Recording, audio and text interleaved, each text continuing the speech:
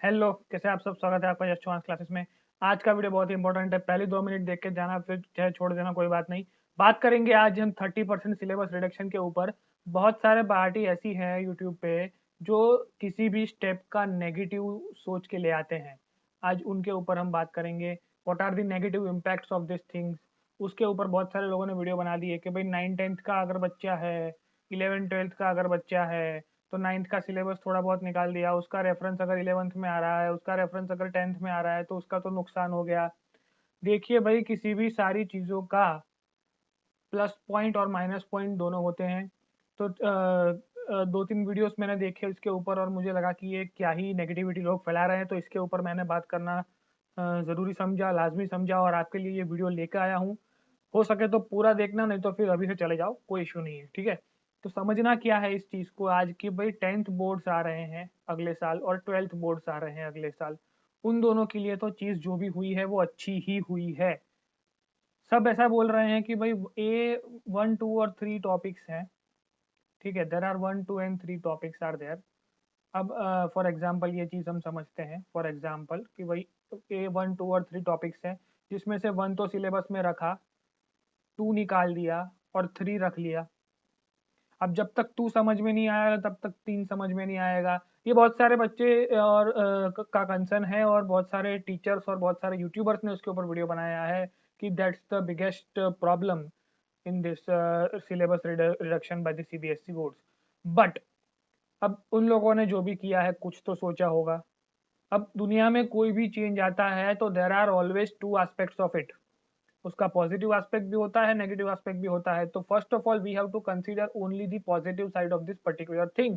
Negative side में हमें नहीं जाना है। अब सेकंड अभी निकाल दिया है, कोई बात नहीं। सेकंड का आधा टीचर आपको पढ़ाएगा और थर्ड आपको समझा देगा। जितना जरूरी है थर्ड को समझने के लिए, उतना टीचर आपको वैसे भी करवाने वाला है, तो उसके लिए कोई भी चिंता करने की जरूरत नहीं है। अब जो 10th-12th के बोर्ड की बात कर रहा हूं मैं, कि उनके लिए जो सिलेबस रिड्यूस्ड हुआ वो उनके लिए तो फायदा कारक ही है। अब उनको तो सिर्फ उतना पढ़ के एग्जाम देना है, और जो बाकी का उसका रह गया, वो टीचर्स क्या बुद्धू थोड़ी हैं। वो अगले साल समझेंगे कि भाई पिछले साल ऐसा कुछ हुआ था जिसकी वजह से 30% सिलेबस कट हुआ था, तो इस वक्त आपको वो चीज फिर से रिवाइज कराएंगे। और आफ्टर कोविड अपने पास पूरा टाइम है कि हम पर्टिकुलर रिवीजन लेक्चर्स भी सेट करें, और आपको जो भी आपका गया है उसको हम उसको एक बंडल करके आपको समझा सकें। तो नेगेटिव बातें करके कोई मतलब नहीं है इन चीज के ऊपर कि भाई 9th का सिलेबस हटा दिया, कुछ ऐसा इंपॉर्टेंट हटा दिया, अब क्या करेंगे। तो अभी के लिए थोड़ा पढ़ो, आगे बढ़ो। जब आगे 11th-12th में जाएंगे, 9th-10th वाले बच्चों की बात कर रहा हूँ, जब आगे 11th-12th में जाएंगे तब टीचर्स को पहले से ही पता होगा। वो अपना बिजनेस लेके बैठे हैं, पूरा कोचिंग लेके बैठे हैं, उनको पता है कि what we they have to deliver to charge their fees. अगर उनको फीस लेनी है तो उनको ऐसा काम भी डिलीवर करना पड़ेगा।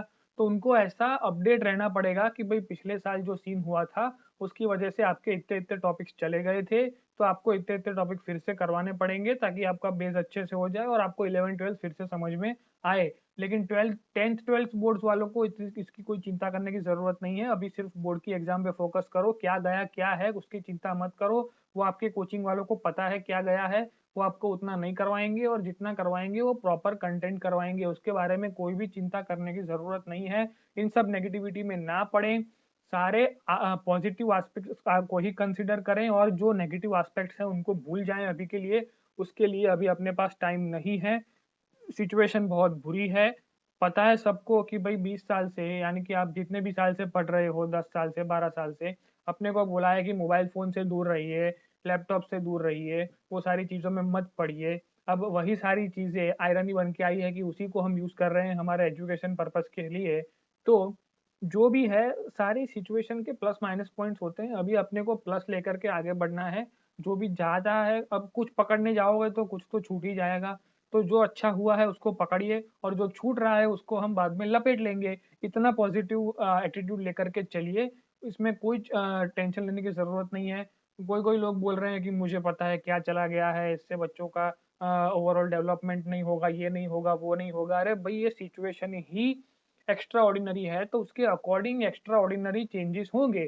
तो वो जो एक्स्ट्रा ऑर्डिनरी चेंजेस होंगे उसे हम वापस अगले साल से, अब पूरा साल बर्बाद हो उससे अच्छा तो जो भी हुआ है वो अच्छा ही है। अगर ये पूरा साल गवर्नमेंट ड्रॉप ईयर बोल दे तो क्या कर सकते हैं हम लोग? कुछ नहीं कर सकते, पूरा साल आपका बर्बाद जाएगा। ठीक है, तो उससे तो ये जो भी कुछ भी किया गया है वो अच्छा किया गया है, इसको एज इट इज एक्सेप्ट करिए, कुछ भी उसमें नेगेटिव सोचने की जरूरत नहीं है, because they are the authority, हम कुछ नहीं कर सकते हैं, उन्होंने कुछ सोचा है तो उसका हम अच्छा पॉइंट ले सकते हैं और उसको आगे लेकर के चल सकते हैं। इसमें ये रियलिटी है, ये रियलिटी है, इसमें ये कुछ कम कर दिया, ये कुछ ज्यादा कर दिया, इन सब बातों में नहीं पड़ना है, इन सब बातों के बारे में कुछ भी नहीं सोचना है। ठीक है, तो ऑन एंड ऑल कंटेंट का कंक्लूजन क्या है, आज के इस वीडियो का कंक्लूजन क्या है कि हमारे पास 9, 10, 11, 12 की बातें कर रहे हैं हम। 9th का जो मैकेनिक्स है वो 11th में आपको आएगा, 10th का जो इलेक्ट्रॉनिक्स है वो आपको 12th में दिखेगा। तो there are the some similarities between the standards कि 9, 10th को फाउंडेशन बोलते हैं, 11, 12 को फुल फ्लेज्ड बोलते हैं। तो अगर 9th में आपका कुछ रह गया है तो कोई बात नहीं, 11th में जब टीचर आपको पढ़ाएगा तो वो रिवाइज करवा देगा। और अगर 10th में आपका कुछ रह गया है इंपॉर्टेंट और 12th में वो टॉपिक फिर से आता है, तो वैसे भी आपका 1 साल बीच में गैप पड़ चुका है, तो वो फिर से आपको वो चीज करवाएगा ही करवाएगा। अगर नहीं करवाता है तो प्लीज उसको रिक्वेस्ट करिए अपने कोचिंग में, क्योंकि आप वहाँ पे फीस भर रहे हैं तो उनको करवाना ही पड़ेगा। अभी ब्रिज कोर्स लाना ही पड़ेगा कि ये एक जो ड्रॉप ईयर है उसमें बहुत सारे टॉपिक्स आपके गए होंगे, उसको अगले साल एज अ ब्रिज कोर्स हम कंसिडर करके, अगर ऐसा होगा, अगर आपको चाहिए तो उन सारे टॉपिक्स के ऊपर मैं वीडियोस बना दूंगा ताकि वो आपको अगले साल काम लग सके। ठीक है, तो that's my work for you, मैं उतना आपके लिए आराम से कर सकता हूँ। अगर आपको ऐसा चाहिए तो डू कमेंट ऑन द और डिस्क्रिप्शन में और सॉरी कमेंट बॉक्स में लिखिए और लाइक करें वीडियो को। आते हैं लाइक नहीं करते हैं चले जाते हैं, कंटेंट आपके लिए बना के ला रहे हैं तो पॉजिटिविटी के साथ आप इस कंटेंट को लीजिए, नेगेटिव बातों को इग्नोर करिए। और जो लोग भी बोल रहे हैं कि भाई यहाँ से ABC टॉपिक है उसमें से बी टॉपिक निकाल लिया तो सी कैसे समझ में आएगा, तो कोई बात नहीं, वो टीचर का काम है कि आपको introductory aspects of particular topic बी सिखा देंगे और आपको सी के ऊपर ले जाएंगे। तो उसके ऊपर कोई चिंता ना करें, आराम से बस अपनी पढ़ाई पे ध्यान दे और कुछ ज्यादा करने की जरूरत नहीं है अभी। ठीक है, तो नमस्ते जी, आज का वीडियो खत्म करते हैं, आज कोई ज्यादा लेकर नहीं जाते हैं। तो सत्यमेव जयते के साथ इस वीडियो को खत्म करते हैं और इन सब चीजों को जो है अपने आसपास नहीं आने देते हैं और नेगेटिविटी को पहले से ही भूल जाएं और पॉजिटिविटी के पास चले जाएं और उसी की शरण लें और उसी के ऊपर काम करें।